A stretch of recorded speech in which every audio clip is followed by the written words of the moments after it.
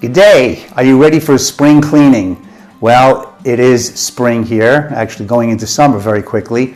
This is an incredible opportunity here with Dr. Scott and the Jerusalem Family Wellness Center.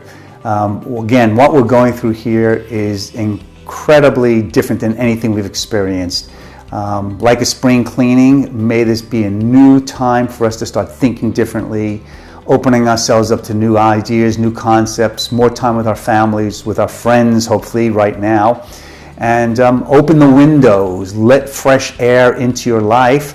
We are open. The clinic is open.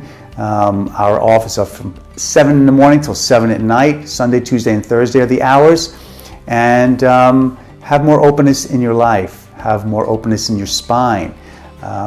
Feel free to call us, make an appointment to get in here, and we look forward to seeing you very shortly. We're here to support you. We're following all the regulations that the state of Israel has issued as far as cleaning, as far as sanitation, as far as safety, and one patient at a time. We're here for you. Looking forward to seeing you shortly. Have a great day and make your appointment. Bye.